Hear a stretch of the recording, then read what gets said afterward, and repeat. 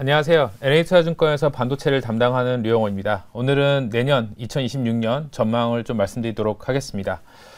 제목은 조연에서 주연으로라고 했는데, 사실 아시다시피 이제 반도체 같은 경우는 부품 업체, 그리고 이제 부품으로서의 역할을 항상 많이 했는데, 이제 AI 시대가 좀 발달하게 되면서 이제 주연으로 좀 올라오는 그런 모습을 좀 보여주고 있어서 이런 식으로 좀 제목을 지어봤습니다. 먼저 이제 최근에 계속 좀 이야기가 나오는 거는 반도체가 이번은 과거와 좀 많이 다르다. 이제 정말 다를까? 이런 좀 이야기가 계속 나오고 있는데 확실히 좀 과거와는 좀 다른 모습을 좀 보이고 있습니다. 저희가 이게 왼쪽에 보시는 이제 월간 반도체 출하랑 재고를 전년 동기 대비해서 성장률을 좀 보여주는 그래프인데요. 보통 저희가 이 출하가 쭉 늘어나게 되면은 당연히 수요가 좋아진다라는 거죠. 그럼 당연히 업체들은 재고를 좀 빠르게 쌓으려고 하고 있습니다. 그래서 초창기 때는 이제 재고가 이제 내려갔다가 이제 재고가 올라가는 이런 형식으로 좀 변하는데, 최근 상황을 보시게 되면은 출하는 이제 지속적으로 증가를 하는데 재고도 여전히 계속 좀 감소하는 모습을 보이고 있습니다. 이거는 결론적으로는 재고가 그렇게 정말 많지 않다라는 거를 이제 간접적으로 좀 보여주고 있다라고 좀 말씀드릴 수 있을 것 같고요. 그래서 이게 과거와는 좀 많이 크게 다른 점이라고 말씀드릴 수 있을 것 같고, 과거 저희가 DDR4 시절에 일반 서버 투자 사이클 때문에 좀 큰 빅 사이클이 좀 있었습니다. 그때 당시에 저희가 슈퍼 사이클 막 이렇게 얘기를 했는데, 그때 당시에 이제 DDR4가 좀 빠르게 올랐던 것처럼 올해는 DDR4 그리고 DDR5까지 AI 영역으로 좀 확장이 되면서 같이 좀 올라가고 있어서요. 좀 과거와 좀 다르게 성장 동력을 두 개를 가지고 좀 올라가는 상황이라고 좀 말씀드릴 수가 있을 것 같아요. 그래서 일단 요 부분만 보더라도 확실히 과거 사이클과 조금 다르다라고 좀 말씀드릴 수 있을 것 같고요. 과거와 좀 또 다른 점은 뭐냐면은, 저희가 이제 내년 물량에 대해서 보통은 저희가 LTA, 그러니까 롱텀 어그리먼트라 그래서 이제 어느 정도 이제 가계약을 맺습니다. 그러니까 우리가 이렇게 가져갈 테니까 뭐 이 정도 물량을 줘라고 이제 뭐 계약을 하는데, 보통 이제 LTA라는 계약 같은 경우는 그 결속이 그렇게 세진 않아요. 뭐 중간에 취소도 할 수 있고 위약금도 그렇게 높지가 않은데, 최근에는 이게 이제 PO, 그래서 이제 확정 오더로 좀 많이 바뀌는 경우가 꽤 많습니다. 낸드 같은 경우는 빌드 투 올더라 그래서 이제 요거를 확정 계약을 받고 만들어주는 형태로 가기 때문에 이거는 결속력이 굉장히 높습니다. 그래서 이런 물량들이 이미 하이닉스 같은 경우 내년에 거의 다 끝난 상태이기 때문에 실질적으로 D램만 놓고 봤을 때 전체 물량에서 거의 40% 정도는 완판이 됐다라고 보시면 될 것 같고요. 낸드 같은 경우는 이게 좀 더 심합니다. 지금 거의 70% 가까이 완판이 된 상황이기 때문에 내년에 저희가 과거와 같이 뭐 사이클이 조금 내려간다고 해서 급격하게 뭐 가격이 빠지거나 그런 상황도 나타나기는 좀 어렵다라고 보시면 될 것 같습니다. 이게 그래서 좀 먼저 반영이 되면서 오른쪽에 있는 차트를 보시게 되면은 반도체 업체들 주가가 하반기부터 급격하게 올라가기 시작을 했었죠. 근데 사실 저희가 뭐 상반기 때도 계속 말씀드렸지만 하반기 때는 좀 보수적으로 봤었던 편이었어요. 이유는 저희가 그 관세 이야기가 계속 나오게 되면서 기업들이 물량을 좀 먼저 가져갔거든요. 그렇게 되면은 사실상 하반기 때 물량을 더 가져가진 않겠죠. 오히려 상반기 미리 땡겨왔기 때문에 하반기는 당연히 더 안 가져갈 줄 알았는데, 일단 PC나 스마트폰이 생각보다 좀 잘 팔렸고요. 거기다가 일반 서버의 투자가 급격하게 좀 증가하는 그 사이클이 돌아오고, 가장 좀 중요했던 것 중에 하나가 공급인데, 작년 기억하실지 모르겠습니다. 중국의 CXMT가 DDR4 쪽을 들어오게 되면서 공급에 약간 교란이 일어났죠. 그래서 올해 이제 CXMT가 DDR5 쪽으로 들어온다라고 하면서 요거에 대한 우려가 좀 높았는데, 지금 현재 상황을 보면은 CXMT가 들어오는 게 지금 녹록지 않은 상황이 되어 버렸죠. 그러니까 공급은 줄어들고 수요는 저희 예상보다 좀 높게 되면서 지금 현재 이런 상황이 좀 발생하게 됐는데, 문제는 내년에도 사실 공급을 늘릴 수 있는 게 딱히 많지가 않아요, 공간이. 거기다가 기업들도 여전히 공급에 대해서 굉장히 좀 보수적입니다. 몇 년 동안 굉장히 고생을 했기 때문에 공급을 늘리는 거에 대해서 굉장히 좀 보수적인 입장이기 때문에 이번 사이클이 과거와 같이 좀 큰 폭의 낙폭에 있는 그런 사이클보다는 좀 만약에 중간에 좀 꺾이더라도 이게 약간 좀 이어질 수 있는, 쭉 우상향으로 이어질 수 있는 그런 사이클로 좀 도래했다라고 좀 보고 있습니다. 그래도 내년에 이제 수요를 저희가 체크를 안 해볼 수가 없겠죠. 이제 스마트폰 같은 경우는 내년에 저희가 실질적으로 이제 1.7% 정도 좀 성장을 할 걸로 좀 보고 있는데요. PC나 스마트폰 둘 다 이제 보시게 되면은 내년에 거의 다 이제 한 자릿수 초반 정도 성장하는 거를 보고 있어요. 이유가 뭐냐라고 하면은 뭐 내년에도 여전히 교체 수요도 있고, 굉장히 좀 뭐 스마트폰도 계속 좀 AI 탑재되면서 좋아질 거라고 생각할 수도 있겠지만, 문제는 원가 구조가 안 좋아집니다. 지금 저희가 뭐 스마트폰을 예를 들어서 말씀드리면은, 뭐 하이엔드 스마트폰 쪽에서 D램과 낸드가 전체 그 비용 쪽에서 차지하는 비중이 대략적으로 8, 9% 정도 되거든요.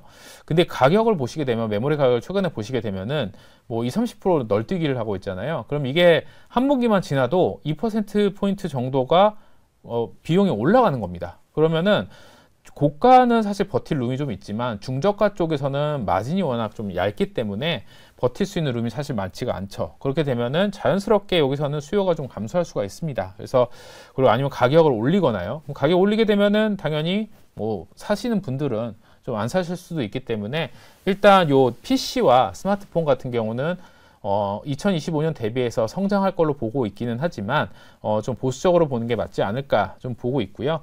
내년도 여전히 그 서버 쪽이 중심이 될 걸로 좀 보고 있습니다. 이제 서버 같은 경우는 AI가 계속 좀 강세를 좀 보일 걸로 좀 보고 있고요. 확실히 이제 뭐 대만 업체들 그리고 최근 나온 업체들 보시게 되면은 이게 투자 시기가 좀 왔다 갔다 하기는 하지만 실질적으로 투자에 대한 의지는 확고하고, 그리고 이제 클라우드 업체들 같은 경우는 더 투자를 하겠다라는 게 또 강한 모습을 좀 보이고 있기 때문에 내년에도 AI는 여전히 좀 강할 걸로 보고 있고, 내년 하반기에 또 루빈까지 들어오게 되면은 또 다른 사이클을 저희가 기대를 할 수가 있을 것 같습니다. 지금 가장 큰 변수는 일반 서버인데요.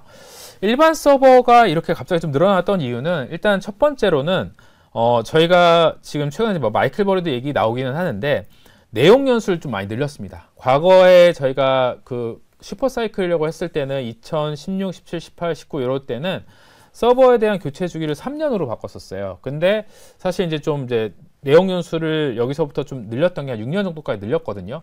그래서 그 시기가 이제 2023, 4년부터 좀 도래를 해서 올해가 이제 좀 피크를 찍기 시작을 했는데, 그렇게 되다 보니까 일반 서버도 어쨌든 교체를 해줘야 되는 거고요. 지금 최근에 이제 학습에서 추론으로 넘어가게 되면서 CPU의 역할이 굉장히 중요하게 바뀌었습니다. CPU 같은 경우는 저희가 이미 깔아놓은 인프라에서 데이터를 수집하고, 그리고 이제 이걸 바탕으로 해서 추론하는 데는 핵심적인 역할을 하기 때문에 과거와 같이 좀 이제 성능이 좀 떨어지는 것보다는 효율을 높이기 위해서 오히려 최신 서버로 바꿔주는 방향성으로 좀 많이 잡히게 되면서 일반 서버 투자도 좀 늘어나게 됐고요. 요 추세는 내년도 계속 좀 이어질 거로 좀 확실히 좀 보고 있습니다. 그리고 이제 여기서 좀 이제 문제가 또 발생되고 있는 것 중에 하나가 또 뭐냐면은, 저희가 최근에 이제 추론을 하게 되면서 기존에 있는 그 학습된 데이터로만 하는 게 아니라 거기에 플러스 최근의 데이터도 같이 이제 병합해서 도출되는 값을 주거든요. 그렇게 되면은 여기서 제일 중요한 것 중에 하나가 일단 머금고 있는 데이터가 많은 게 유리한 경우가 꽤 많아지기 시작을 했습니다. 그러다 보니까 하드디스크, 낸드 쪽 이런 쪽까지도 이제 폭발적으로 수요가 증가하면서 이제는 뭐 단순히 뭐 HBM뿐만이 아니라 이전 낸드, 하드디스크 이런 것까지도 중요하게 됐고요. 그리고 이제 중요한 거는 더 이상 저희가 컴퓨팅 파워를 올리는 것보다는 메모리와의 그 격차가 더 심해지다 보니까 지금 최근에 기업들이 하는 방식이 뭐냐면은 자기들이 갖고 있는 모델과 그리고 이제 자기들이 갖고 있는 컴퓨팅 자원을 어떻게 조화롭게 워크로드를 만드냐, 이게 핵심인데, 거기서 이제 가장 중요한 역할을 하는 것 중에 하나가 이제 메모리입니다. 그래서 최근에 이제 엔비디아 보시면 굉장히 다양한 메모리를 사용하는 것도 요거의 이제 파생적인 의미라고 보시면 될 것 같습니다. 그래서 과거와 같이 그냥 뭐 AI는 HBM 그리고 뭐 일반 서버는 뭐 DDR5 뭐 이런 식이 아니라 요거를 이제 향후에는 어떻게 조화롭게 사용하는지가 이제 중요해지기 때문에 단순히 이제 메모리는 뭐 이 산업엔 요거 이렇게 하는 게 아니라 이제 혼합해서 어떻게 잘 조화롭게 하는지가 굉장히 중요하기 때문에 전반적으로 메모리 산업의 이제 약간 전체적인 방향성이 좀 더 바뀌고 있다라고 보시면 될 것 같아요. 그래서 내년에 이제 D램과 낸드 수급을 말씀드리면은 전반적으로 저희가 내년 1분기는 더 이제 극심하게 좀 부족을 할 걸로 보고 있고요. 하반기로 가면은 그래도 이제 서플라이 디맨드가 좀 맞아 떨어질 거로 좀 보고 있습니다. 물론 이게 그렇다고 해서 갑자기 좋아지거나 이런 상황은 정말 저희가 갑자기 투자를 안 해요, 이렇게 하지 않는 이상은 계속해서 좀 쇼티지가 일어날 거로 좀 보고 있고요.